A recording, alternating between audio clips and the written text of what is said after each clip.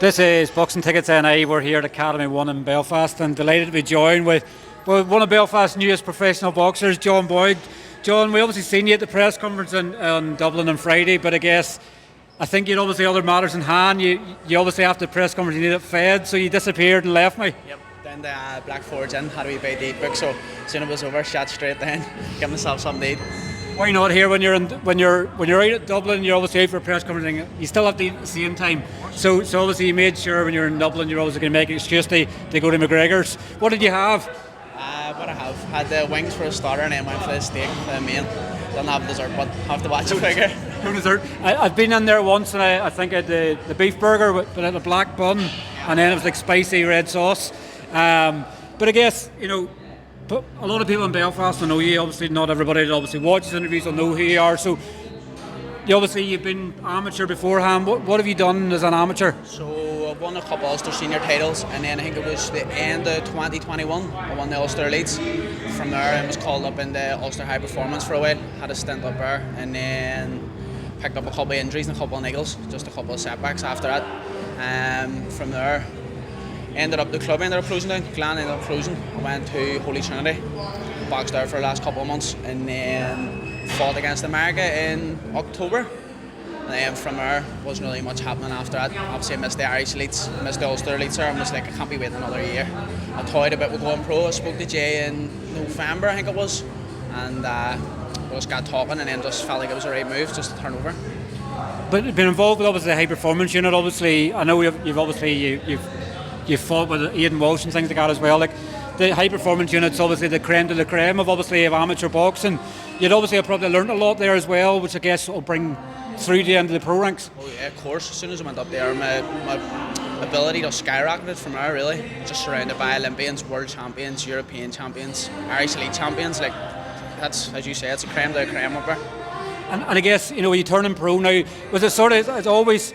I see it with a lot of obviously amateurs and they want to go pro. I guess there's a lot of uncertainty with amateur boxing at the moment as well. Like we're obviously we're into the Olympic year now, but there may not be the Olympics the next time around. So was that maybe one of the decisions behind to go that there's no point staying amateur for another couple of years because there's a lot of uncertainty about what's going on? That is one of the reasons, but mostly because when is the next Irish Elite going to be? The next Ulster Elite is going to be next year. You're waiting 12 months. By end with Jay, what we've already talked about, I could have 4 or 5 fights by this time next year. Could be 4, 5 and 0. Like, just seemed like the right move instead of waiting another year to box amateur. And I guess obviously with the weight class and stuff you're at, but obviously you've Aidan Walsh and Eugene McKeever and Dean Walsh and stuff there as well. There's a lot of quality there. Sort of sometimes you sort of look at and go, the best thing for me to do is to go pro and sort of map out my own path. Yeah, that's it. You're just going to be sitting behind them boys, like, aren't you really? Because who's beating them? I have to be honest. Like they're the best in the world. Aidan and Dean, Eugene as well. So. Did you see the clip of them last week? They were obviously playing darts above the Frigs in Jordanstown. I seen it. A couple of Luke Littlers up there. Obviously you turning pro then, obviously you're going to be trained with D Walsh here. Obviously you're coming into the stable the right time. I've obviously just watched he's messing about there sparring this morning.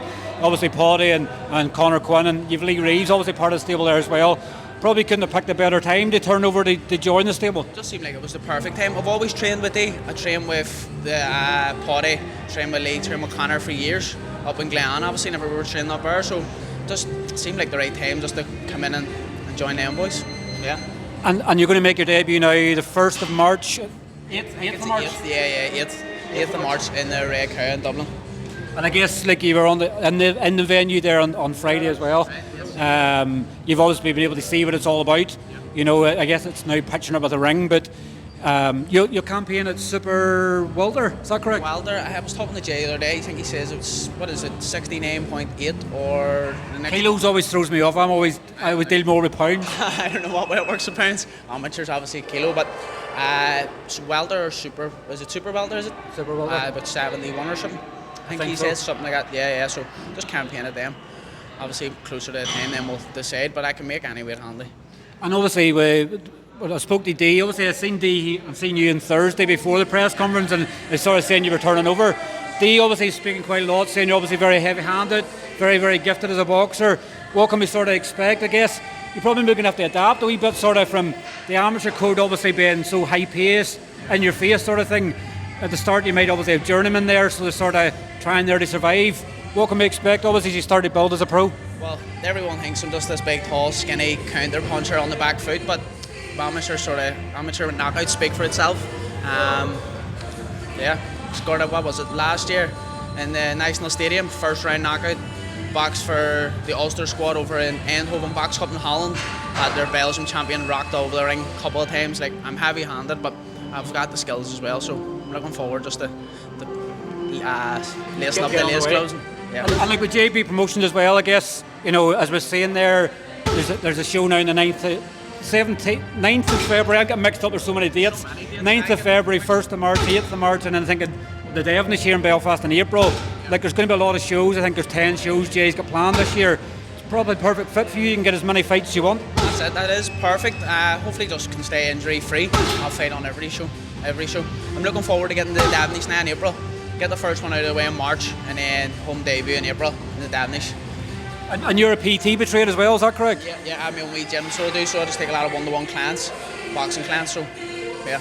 And are you looking? I guess looking forward to selling tickets. Obviously, begging people nearly for sponsorship sort of as well. You sort of have to start getting used to that. Yeah. I need to get on the ball with Emma. Hopefully, get a couple of sponsors on board and just make it a wee bit easier for myself. Take the pressure off me a wee bit with the cost of camp and stuff. So. And Irish boxing's booming, obviously, just in general. Obviously, Paddy, say 5 weeks out, just under 5 weeks out from Berlanga. Obviously, fight week now for Lewis Crocker. What do you have you always followed the pro scene as much to sort of know what's going about? Like, you're coming into a thriving scene at the moment, so they can get noticed very, very quickly. Yeah, I've always sort of paid attention to what's happening in the pros, so that's all I really do, watch boxing, to be honest with you. So I've always followed it, I always sort of know what's going on. Just hopefully I can get a little busy here and then I can push on the way young boys have. Who would you sort of look to as, who would you sort of say is the best sort of fighter and stuff about there at the minute? Growing up, who would you sort of looked at boxing wise? Would it like a Floyd Mayweather type? Everybody loves Floyd. Everyone likes Floyd. Everyone likes Canelo. Bivell's come onto the scene. Bivell, like his style, the way he boxes, but within Belfast and Ireland, can't really look past the likes of Padraig, Conor, Lewis. Do you know what I mean? It's these guys that obviously they've all been part with D as well. Obviously Lewis is over in Scotland now, but where you're saying that people's able to build themselves up, like Paddy sort of missed out going to the Commonwealths, sort of decided he was finished with boxing. He's built himself up in the small hall scene, and now he's fighting in Orlando, Florida. It's the stuff of dreams. He's at the top now, isn't he? It's not that too far away from even a bigger fight as well. The likes of Canelo, I think Eddie Hearn was talking about. So he's built himself up. There's no reason why I can't. Well, listen, thanks obviously very much for your time. We've got the first one out of the way, the rest will be easy, but enjoy obviously the rest of the camp, and obviously we look forward to seeing your pro debut on the 8th of March. Yes, thank you.